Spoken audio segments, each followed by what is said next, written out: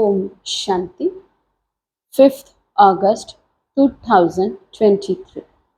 बाबा के आज के महावाक्य हैं। बाबा समझाते, मीठे बच्चे, तुम अभी टिवाटे पे खड़े हो। एक तरफ है दुख धाम, दूसरे तरफ है शांति धाम और तीसरे तरफ है सुख धाम। अब जज करो, हमें किधर जाना है। तो बाबा हमें आज टिवाटे पर खड़ा देख रहे हैं। अब जज हमें करना है। बाबा ने तीनों ही रास्ते हमारे सामने बिल्कुल स्पष्ट कर दिए हैं।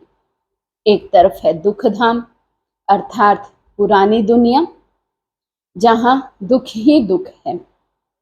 दूसरी तरफ शांति धाम और तीसरी तरफ है सुख धाम।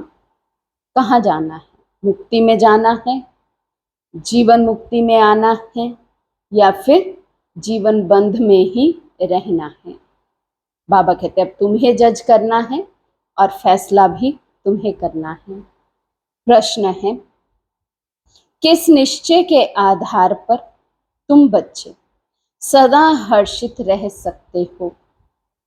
बाबा समझाते, सबसे पहला निश्चय चाहिए कि हम किसके बने हैं। बाप का बनने में कोई वेद शास्त्र आदि पुस्तकें पढ़ने की दरकार नहीं है। दूसरा निश्चय चाहिए कि हमारा कुल सबसे श्रेष्ठ देवता कुल है। इस स्मृति से सारा चक्र याद आ जाएगा। बाप और चक्र की स्मृति में रहने वाले सदा हर्षित रहेंगे। पहला निश्चय किसके बने हैं, बाप रूप में कौन मिला है, और दूसरा निश्चय हम किस कुल के बने हैं। एक बाप है निराकार पारलौकिक पिता शिव बाबा भगवान, दूसरा बाप अलौकिक पिता आदि पिता ब्रह्मा भाग्य विधाता भी जिसको कहा गया है। तो ऐसे बाप के हम बच्चे बने हैं, तो हमारा भाग्य कैसा होगा, कैसे श्रेष्ठ कुल के हम सदस्य हैं। तो बाबा कहते ये दो निश्चय रहे, सारा चक्र स्मृति में आ जाएगा और हर्षित रहेंगे। गीत है, किसी ने अपना बना के मुझे मुस्कुराना सिखा दिया। ओम शांति। तुम बच्चों को तो पहले पहले खुशी होती है हम किसके बने हैं। ऐसे नहीं कहेंगे हम गुरु के बने हैं। बनना होता है बाप का, शरीर छोड़कर भी फिर बाप का बनना होता है। यहाँ भी बाप का बनना है। वेद शास्त्र आदि किसी की दरकार नहीं है। बच्चा पैदा हुआ तो बाप समझते हैं मेरी मिल्कियत का ये मालिक है। संबंध की बात है। तुम बच्चे भी जानते हो हम वास्तव में पहले भी पारलौकिक बाप शिव बाबा के बच्चे हैं। पहले हम आत्मा हैं, पीछे हमको शरीर मिलता है। तुमको शरीर तो है, अब तुमको बेहद का बाप मिला है। उसने आकर अपना परिचय दिया है। तुम कहते हो बाबा हम आपके हैं, और कोई संबंध नहीं। बाप के बच्चे बने हो, ये कहते हैं मैं कोई गुरु गोसाई नहीं हूँ।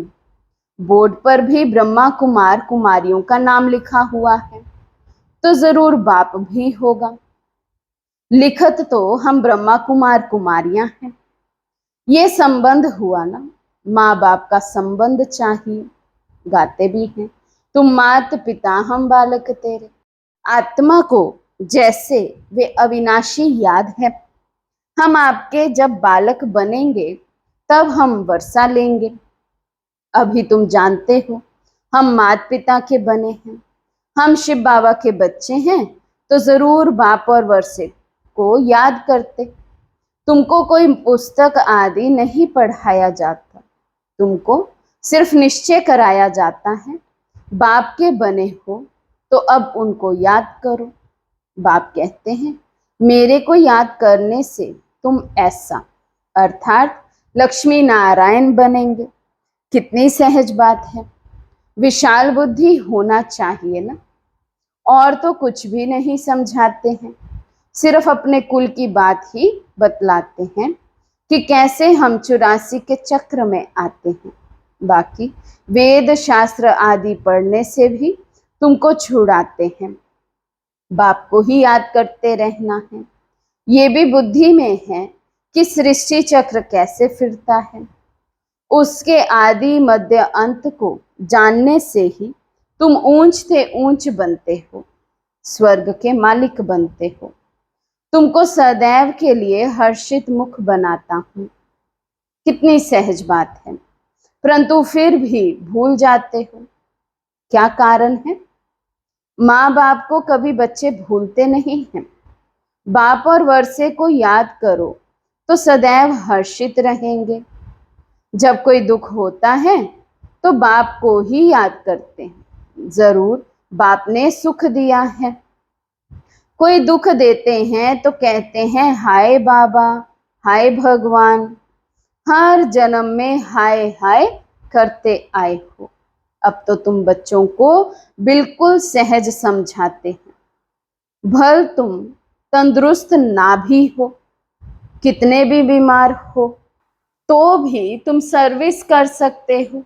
जैसे बीमारी में मनुष्य को कहते हैं राम राम कहो, तुम भी बीमारी में फिर औरों को बोलो शिव बाबा को याद करो।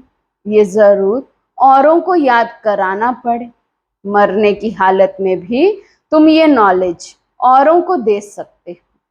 परमात्मा के तुम बच्चे हो, उनको याद करो।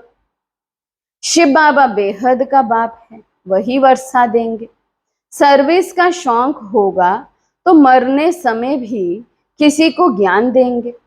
ऐसे नहीं हॉस्पिटल में पड़े रहें और मुख बंद हो जाए, मुख से कुछ ना कुछ निकलता रहे। कितनी अच्छी अवस्था होनी चाहिए। बीमारी में भी बहुत सर्विस कर सकते हैं। मित्र संबंधी आएंगे, उनको भी कहेंगे परमात्मा को याद करो, वही सबका रखवाला है। इसलिए शिव बाबा को याद करो, वे एक है। वर्षा भी सबको एक से मिलता है। लौकिक संबंध में वर्षा मेल को मिलता है। कन्या है ही 100 ब्राह्मणों से उत्तम। पवित्र को दान दिया जाता है। तुम कन्याएं सबसे पवित्र हो, इसलिए कहते हैं हम कन्या को दान देते हैं। वे बड़ा दान समझते हैं, वास्तव में वे कोई दान होता नहीं। दान तो अभी तुम करते हो, कहते हो हम अपनी कन्या शिव बाबा को देते हैं स्वर्ग की महारानी बनने के लिए। परंतु कन्या भी ऐसी अच्छी पढ़ी लिखी हो, अपने दैवी कुल की हो, जो समझाने से झट समझ जाए। सर्विसेबल चाहिए। छोटे बच्चों को तो नहीं संभालना है, कोई को भी समझाना बड़ा सहज है कि शिव बाबा तुम्हारा बेहद का बाप है। चित्र समझाने हैं। देखो ये ऐसा सत्युग का वर्षा पा रहे हैं। इन लक्ष्मी नारायण को वर्षा कहाँ से मिला? कितनी सहज बात है। इसलिए बाबा बड़े चित्र भी बनवा रहे हैं। अभी ये नाटक पूरा होता है। हमने 84 जन्मों का पाठ बजाया, अब वापस बाबा के पास जाते हैं, फिर नई दुनिया में आएंगे। हमारा बाबा नई दुनिया का रचयिता है, उसका हमको मालिक बनाते हैं।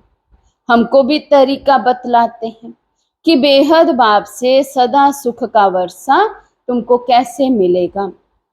एक तो समझाओ मैं आत्मा हूँ, मैं आत्मा खाती हूँ, मैं आत्मा चलती हूँ। ये बड़ी अच्छी प्रैक्टिस चाहिए। देह अभिमान टूट जाए। देह अभिमानी को लौकिक संबंध याद आएंगे।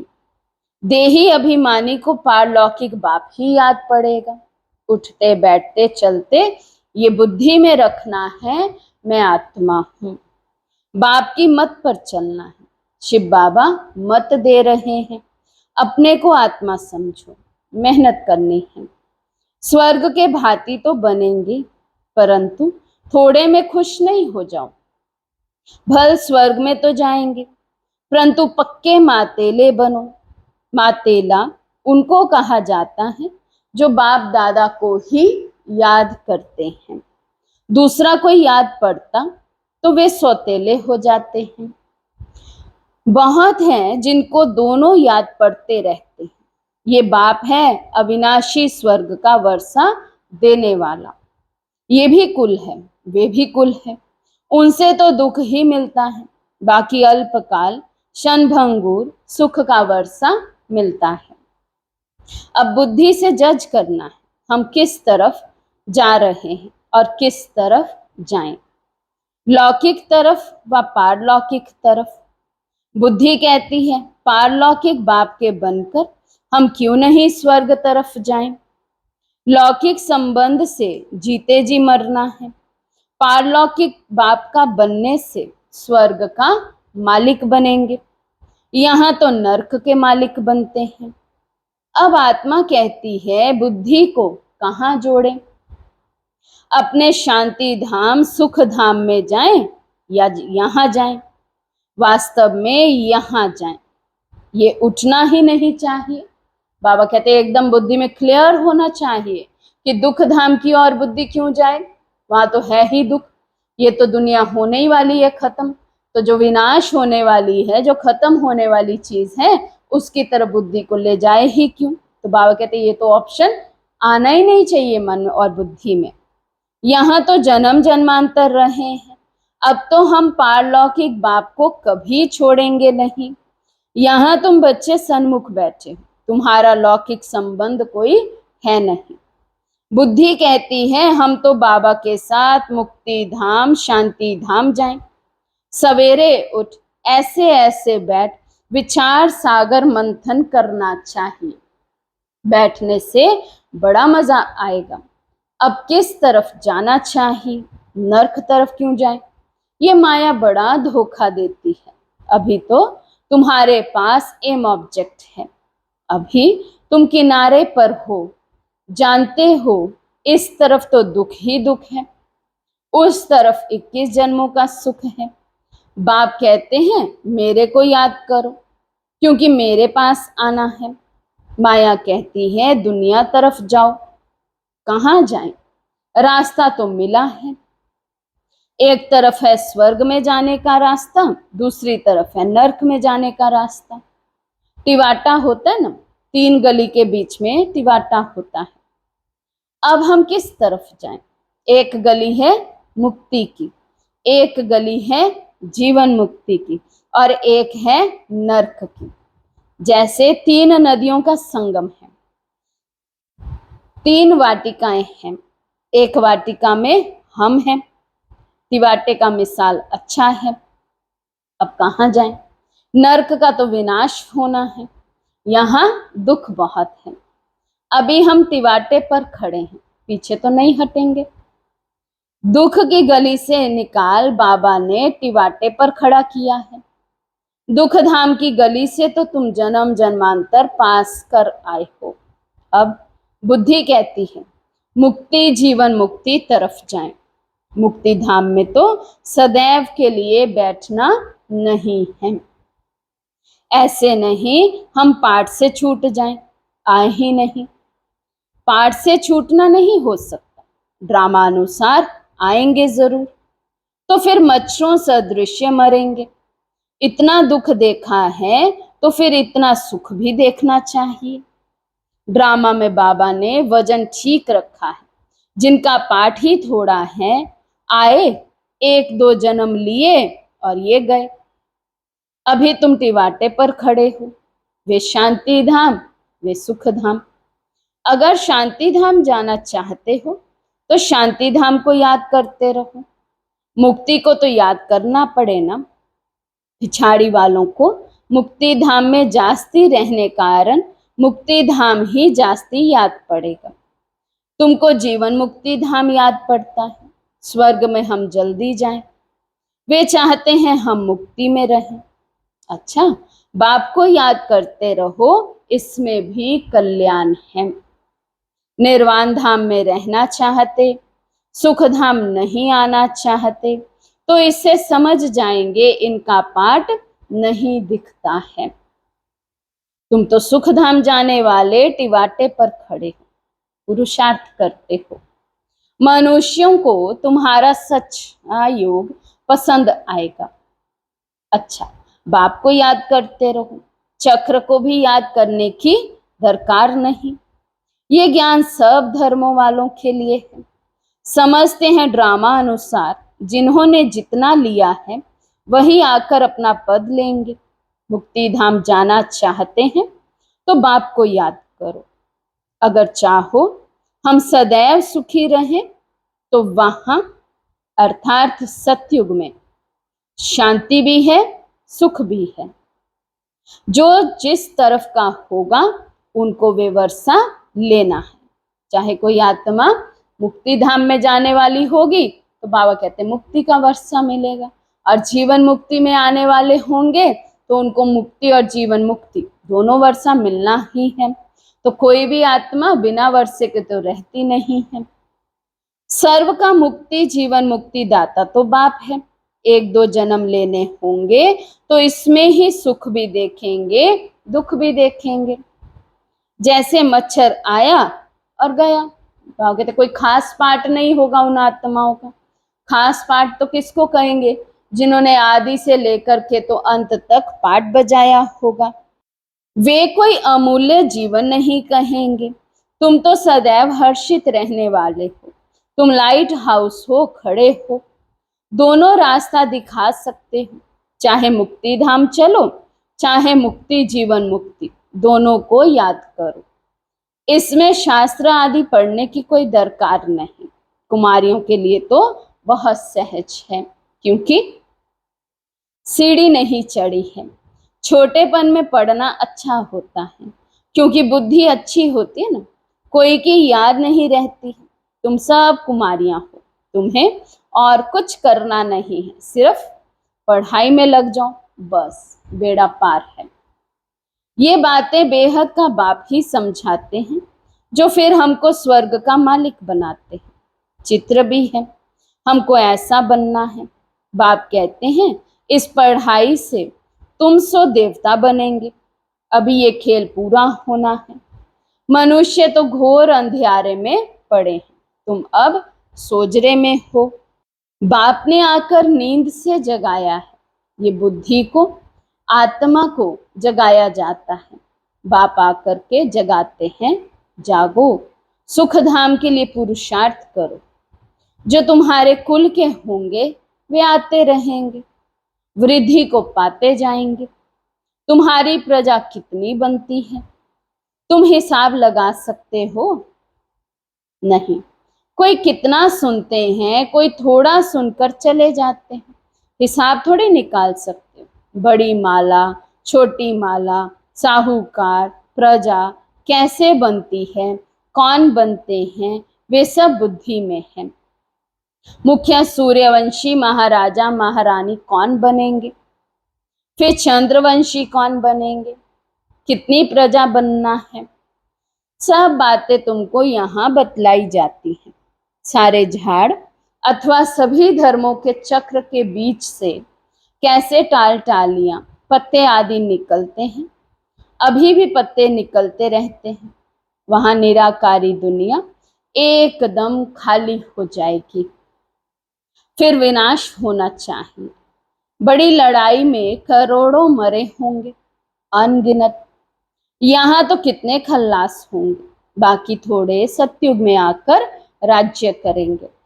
अभी तो कितने मनुष्य हैं, अन ही इतना नहीं।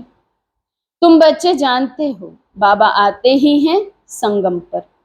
बाप समझाते हैं बच्चे, शरीर निर्वाह अर्थ कर्म तो करना ही है। हर बात में राय पूछते जाओ, हर एक का हिसाब किताब अपना अपना है। श्रीमत अविनाशी सर्जन से लेते जाओ, सबको अपनी अपनी दवाई बताएंगे। समझाया जाता है ये दुनिया खल्लास हुई पड़ी है, अब बाप को याद करो तो बेड़ा पार हो जाएगा। बाप आए ही हैं नर्क का विनाश कर स्वर्ग की स्थापना करने। हम आपको भी राय देते हैं, श्री श्री से मिली हुई श्रीमत हम आपको भी देते हैं। बाप कहते मुझे याद करो और तुम स्वर्ग के मालिक बनेंगे। अच्छा, मीठे मीठे सिखे लदे बच्चों प्रति माता पिता बाप दादा का याद प्यार और गुड मॉर्निंग। रूहानी बाप की रूहानी बच्चों को नमस्ते। हम रूहानी बच्चों की रूहानी बाप दादा को दिल व जान सिख व प्रेम से नमस्ते नमस्ते नमस्ते जी। धारणा के लिए मुख्य सार। फर्स्ट पॉइंट, सर्विस का शौक रखना है, बीमारी में भी बाप की याद में रहना है और दूसरों को भी याद दिलाना है। मुख से ज्ञान रतन ज्ञान दान करते रहना है। सेकंड पॉइंट, पक्का मातेला बनना है, अर्थात एक बाप की ही याद में रहना है। सवेरे सवेरे उठ विचार सागर मंथन करना है, दूसरा कोई भी याद ना आए। आज का वरदान है, अपनी शुभ और शक्तिशाली भावनाओं द्वारा विश्व परिवर्तन करने वाले विश्व कल्याणकारी भव। अपनी शुभ और शक्तिशाली भावनाओं द्वारा विश्व परिवर्तन करने वाले विश्व कल्याणकारी भव।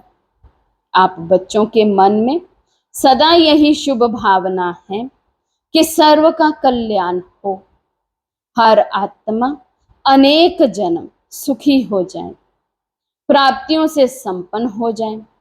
आपकी इस शुभ और शक्तिशाली भावना का फल विश्व की आत्माओं को परिवर्तन कर रहा है। आगे चल प्रकृति सहित परिवर्तन हो जाएगा, क्योंकि आप संगम युगी श्रेष्ठ आत्माओं को ड्रामा अनुसार प्रत्यक्ष फल प्राप्त होने का वरदान है। इसलिए जो भी आत्माएं आपके संबंध संपर्क में आती हैं, वे उसी समय शांति व स्नेह के फल की अनुभूति करती हैं। स्लोगन है, त्रिकालदर्शी स्थिति में स्थित रहकर निर्णय करो तो हर कर्म में सफलता प्राप्त होगी। त्रिकालदर्शी स्थिति में स्थित रहकर निर्णय करो तो हर कर्म में सफलता प्राप्त होगी। अच्छा, ओम शांति।